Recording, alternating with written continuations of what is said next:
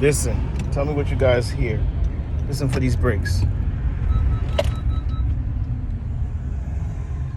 You guys hear how the brakes are, it kind of sounds like it's doop doop doop doop doop doop doop doop doop. That sound crazy? Doop doop doop doop doop doop doop doop doop. When you go to stop, that's what I feel. So let's check out the front brakes and check out the back brakes and find out what the real issue is. Let me slow down, see if you guys can hear it. Listen guys, tell me if you hear it. You guys hear that? Let me try it again. Listen. Here we go. Hold on. I'm building up speed. Okay, here we go. Listen. You guys hear that? That's not good. So I'm going to be working on these brakes. Let's get started. First, you're going to have to make sure that you have a good jack. Okay, this is a jack that I bought and I've had it for a while. You know, but this is really good. It's nice and sturdy and it comes in handy. All right. Of course, make sure you have high powered brake cleaner. All right, because you want to be able to get all of that, all of the grease and stuff that comes on the actual rotor. You want to get all of that off of there. Okay, you need to make sure that you do that. You're going to need wheel bearing grease.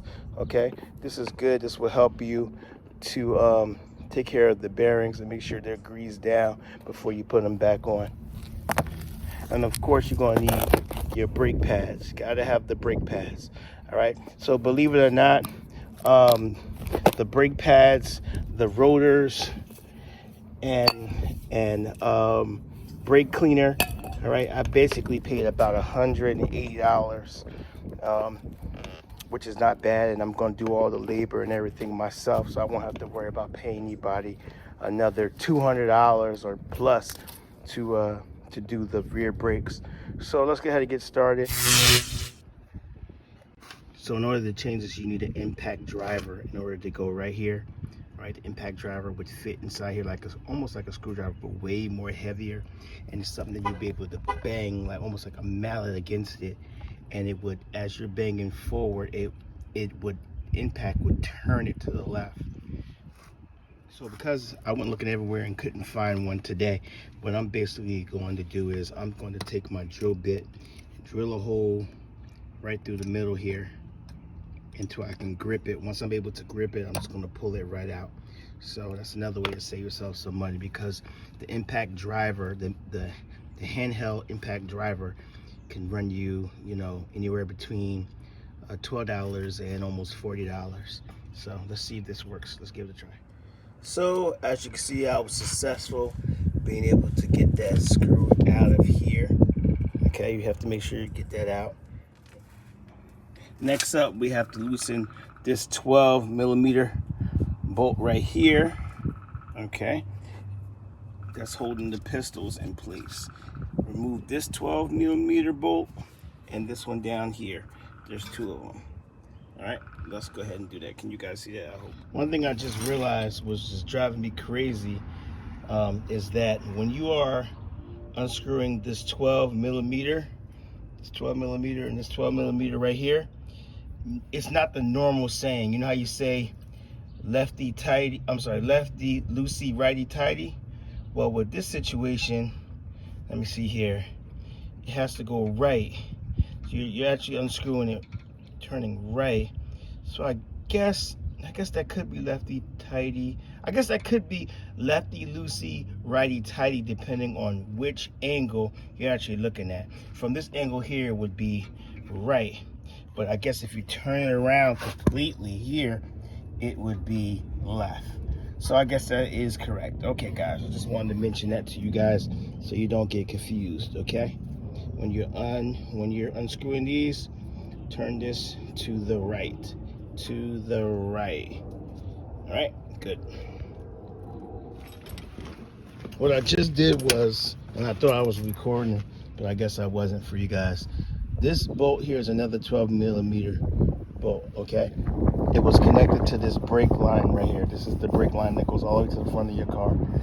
This was attached up here by this particular screw. So I took it out so that I would have more free play when I go to take off this caliper over here. That's what I wanted to show you guys. Good. Next, we're just simply going to take this caliper off, guys, which I can't do with one hand. So what I'll do is, I'll be right back.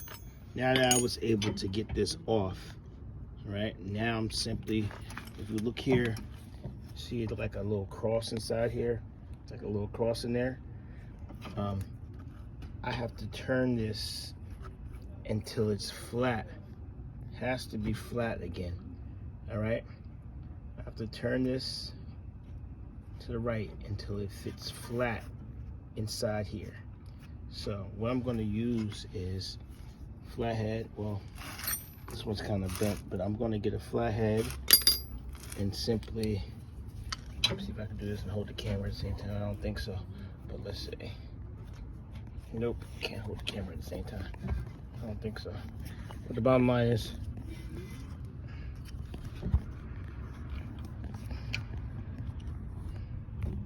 see that? Let me see if I can do this.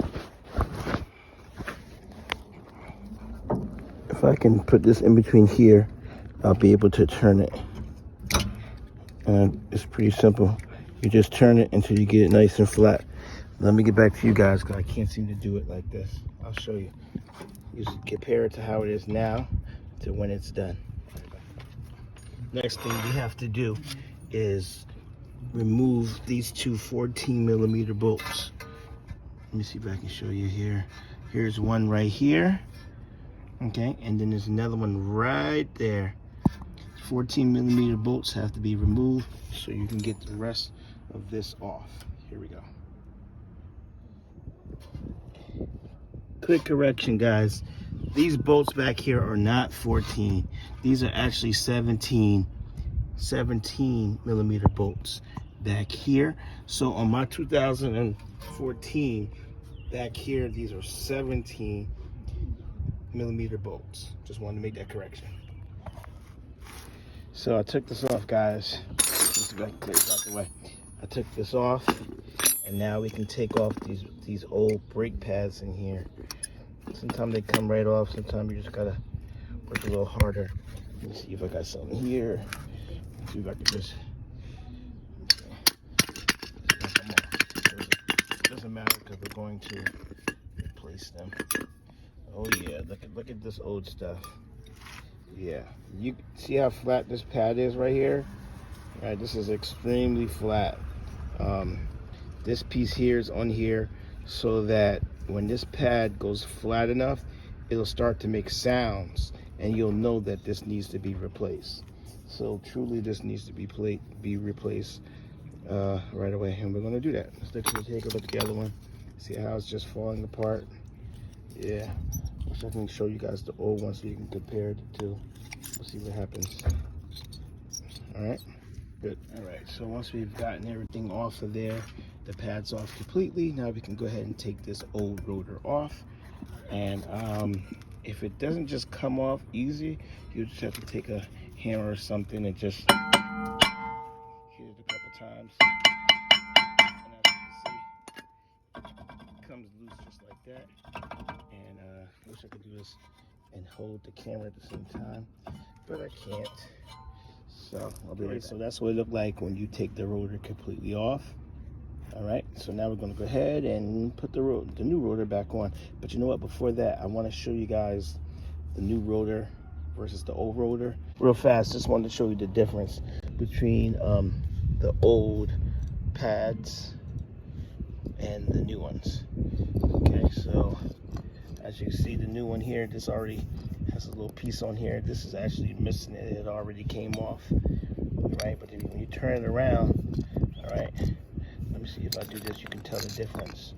Look at the old, how much padding is actually gone off of the side compared to the new one. All right, look at that. Wow.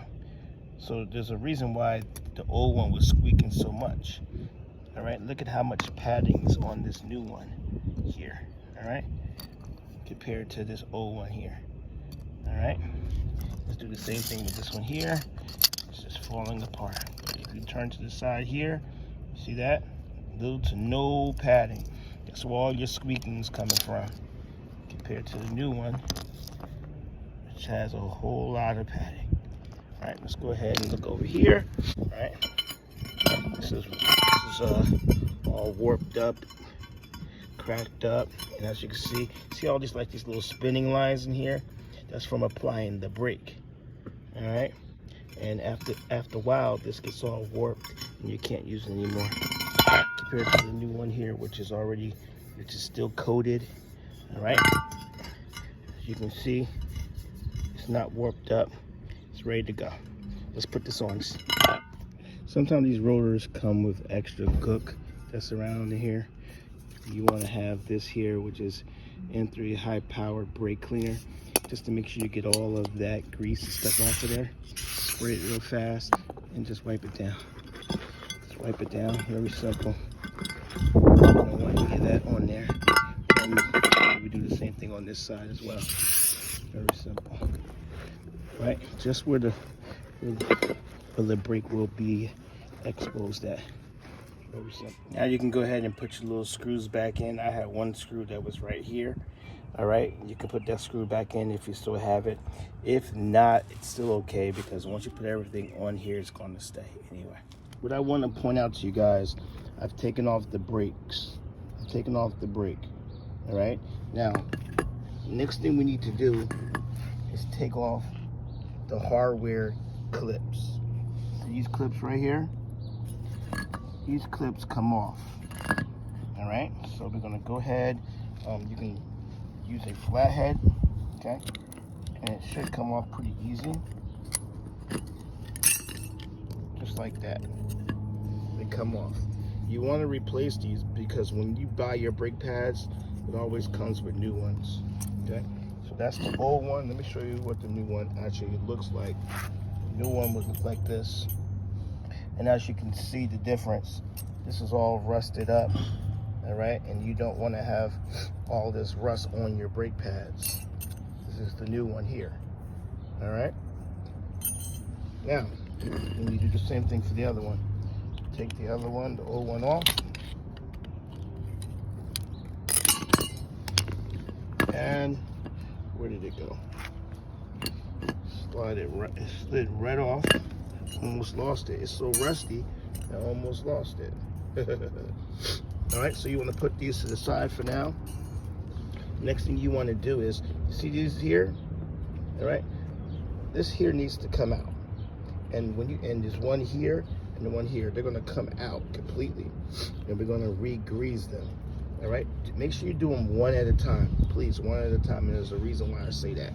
So let me see if I put my foot here on this. Let me see if I can adjust the camera. All right. You want to pull back on the rubber. The rubber piece, pull back on the rubber. All right, it will detach itself. Okay, it's hard to do with one hand, but you pull back on the rubber here, and then you're going to just pull this piece right out. All right, I don't think I can do this. Let me see if I can do it. Put the camera down. Hopefully you guys can see this. All right, pull back on the rubber as much as you can, and take the top piece and just pull it out, just like that. Okay, pull it out just like that, and you want to wipe all this off, and then you want to re-grease it with the grease that you have, with fresh grease. Okay, that's what I'm going to do now. I'll be right back. So I took it out and I put fresh grease on here. All right, now I'm just going to put it right back in to the same spot where it was in before. Okay, and it will slide right in, and you just want to add pressure to make sure that it's in correctly.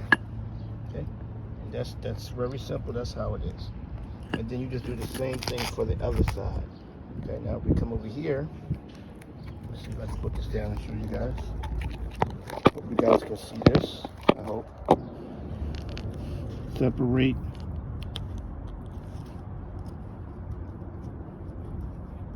Separate that, all right, the rubber and just pull the top out. Very simple. As you can see, it has a little old grease on it. You want to wipe that off and put fresh grease back inside. That's what I'm going to do right now. You guys probably couldn't see this before because it was covered with grease, but there's a reason why you pull these out one at a time. You clean them separate because you don't want to end up putting this one in this up here when it's supposed to be down here. Okay, this one has a black piece, a little black layer right there. All right, that's important that goes right back where it was before. This has to go in this, has to go right in here again. But before I do that, let me grease it up. After we took the brake hardware off, okay, inside here, you have to make sure you get this rust out of here. There's just a little bit of rust in here. All right, you need to make sure you get that rust out of here. You can use sandpaper or a chisel if that's what you have. Whatever you have that will fit right inside here. Get that rust out of there. Gotta get that out of there. Right in here, right in here. Okay, I'm gonna do that. I want to show you guys, after you have used sandpaper or whatever you're using, I want to show you the difference. All right, here I was able to clean that out versus the other side here, which is not cleaned out. So all that rust and everything that's in there, okay, you have to make sure that you get all that rust out of there, or you might have a problem later on with vibrating sounds, just different things you might hear. So please make sure you work on that. After you have cleaned off the inside of here, okay, all right, now you can go ahead and grease that. Anywhere where the brake pads are going to touch, or the hardware is going to touch, you need grease. So I'm going to go ahead and do that. Now that we have greased it up, as you can see, we can go ahead and pop the new hardware back in. Very simple. It only goes on one way. So even if you try to put it on the wrong way, it won't fit it. It won't fit this way. It has to go this way. Just like that. And you just push it in. Okay. Snap it right back into place. And you're going to do the same thing on the other side. There you have your new hardware properly installed. Before you put this brake pad back inside, because you always want to start with the one that has the sensor. This one has a sensor right here, but anywhere where the brake pad is going to touch the outside of the brake, you need to make sure you put some grease. I put the grease up here. If you look over here, I put some grease on the side there. All right, make sure your sensor is on the bottom here, like I have it. You're going to simply take it and put it back inside here. Let me take it out one more time. Here, take it, see? Take it like this and put it back inside here. Match it up, and this will just fit right there, just like that. Now you can go ahead and do the same thing to the opposite side, but make sure it does not have this sensor on it. So it actually looks like this. All right, this one has no sensor at all. This is going to go on this side. But I first have to grease up the sides, and then I will slip it right inside. So after you have put your brake pads back in, this is what it looks like. Just want to show you guys.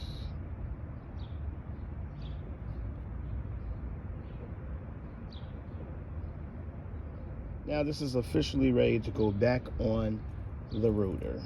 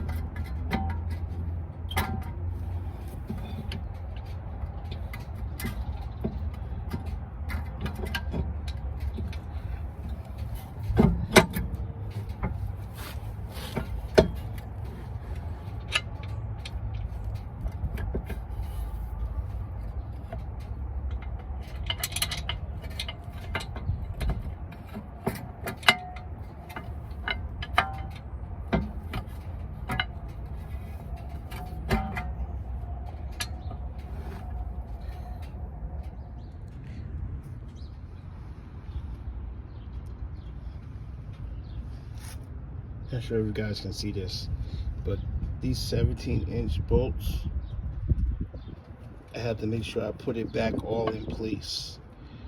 Okay, and I'm just going to tighten them, the both of them. Okay, so I have went ahead and put everything back on. All right, now I'm simply going to take my 12 millimeter bolts, and I'm going to put them back in here and put the second one back in here.